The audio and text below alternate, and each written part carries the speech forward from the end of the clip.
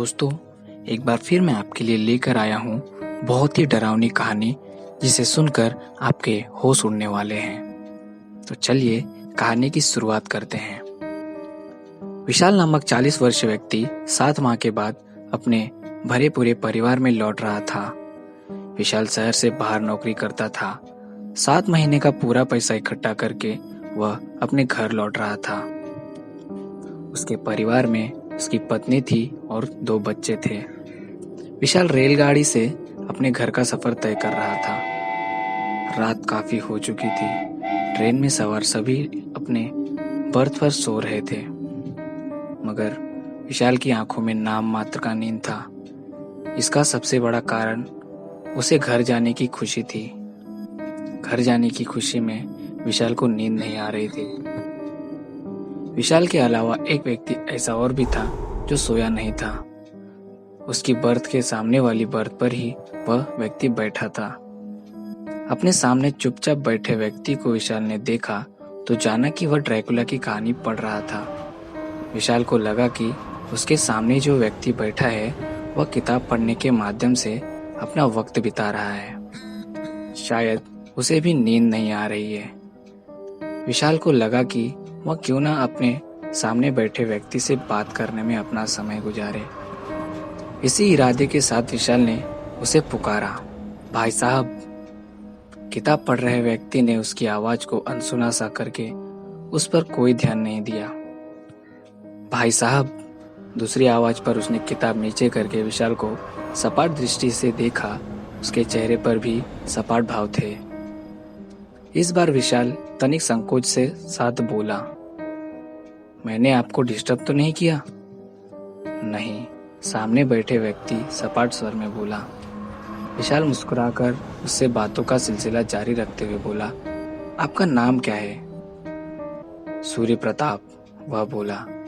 ओह, विशाल ने हलक से सांस छोड़ते हुए कहा, क्या आप भी अपने घर जा रहे हैं? नहीं, सूर्य प्रताप ने पूर्वत स्वर में कहा। तो फिर आप अपने घर से कहीं और जा रहे हैं? विशाल ने मुस्कुराते हुए सामान्य स्वर में कहा। प्रताप ने उसे इस नजर से देखा मानो वह कुछ ना कहना चाहता हो। विशाल चेहरे से ऐसा प्रकट करने लगा मानो बराबर संकोच कर रहा हो।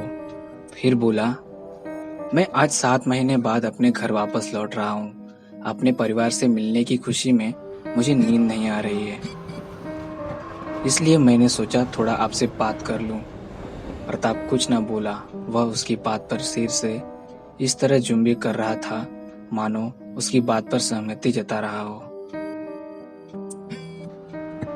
प्रताप के हाव भाव से साफ जाहिर था कि वह बात करने के मूड में बिल्कुल नहीं था।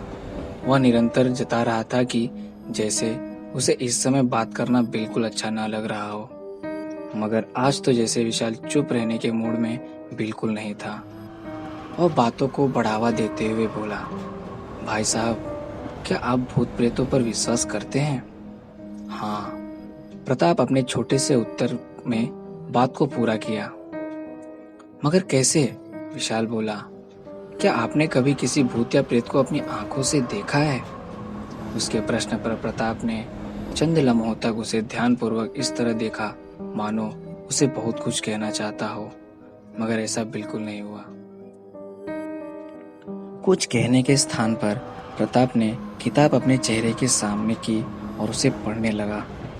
विशाल ऐसा देख उलझ गया। उसकी समझ में नहीं आया कि प्रताप ने उसकी बात का कोई जवाब नहीं देकर अपना चेहरा किताब में क्यों छुपा लिया। इस बार विशाल ने भरपूर संकोच भरे स्वर में कहा, आपने मेरी बात का कोई जवाब नहीं दिया भाई साहब। जवाब के रूप में प्रताप ने अपने चेहरे के आगे लगी किताब हटाई तो उसका बहुत ही भयंकर चेहरा विशाल के सामने आ गया। प्रताप का चेहरा इतना डरावना हो चला था कि यदि कोई मानव उस चेहरे को देखकर अपने प्राण भी गंवा बैठता तो हैरानी की बात नहीं थी। उसका डरावना चेहरा देखी विशाल की आंखों में मानो दुनिया भर का खौफ सिमट आया। उसके चेहरे पर हवाइयां उड़ने लगी थी। विशाल की दोनों हथेलियां बर्थ के इस तरह सपट गई थी मानो उसके सहारे से वह उठकर खड़ा होना चाहता हो। उसकी पीठ पिछले भाग से सट गई थी। हद यह थी कि उसके खौफजदा रह जाने की कि वह सांस लेने में भी डर रहा था। फिर यह कहा जाए कि सांस खुद ही बाहर आते हुए भयभीत थी। यहाँ तक कि उसकी आवाज भी नहीं निकल पा रही थी। विशाल जान गया था कि उसके सामने मौजूद प्रताप कोई मनुष्य नहीं है, बल्कि एक भूत है। विशाल बेबस रहकर अपने स्थान पर सिवाय बैठे रहने के कुछ ना कर सका। उसके सामने बैठा डरावना चेहरा और लंबे लंबे दांत वाला भूत ठहाके लगाकर बोला, अब तुम्हें विश्वास हो चला होगा कि आज के समय में भी भूत प्रेत जैसी चीजें मौजूद हैं। क्या तुम सचमुच भूत हो? विशाल ने भय से परिपूर्ण स्वर में कहा। अब भी तुझे यकीन नहीं आया मूर्ख? कोई बात नहीं, मैं जब तेरा खून पीऊंगा तब तुझे यकीन आ जाएगा। नहीं नहीं, मुझे मत मारो। मेरे 2 बच्चे हैं और मेरी पत्नी घर पर मेरे आने की प्रतीक्षा कर रही है। अगर मैं मर गया तो उनका सहारा छिन जाएगा। मुझे जाने दो। कहते हुए विशाल अपने स्थान से सरकने लगा और भूत उसे देखकर मुस्कुराता रहा। विशाल भागने के चक्कर में अपने स्थान से फुर्ती से उठा और दौड़ पड़ा। उसी समय भूत ने अपने स्थान पर बैठे रहकर दाहिना हाथ उठाया। उसका हाथ लंबा हो गया। वहीं बैठ रहकर उसने भाग रहे विशाल की गर्दन पकड़ ली और उसे अपनी तरफ खींच लिया। विशाल चिल्लाया, बचाओ बचाओ। उसकी पुकार सुन रेल में सवार सभी यात्री उसके पास चले गए।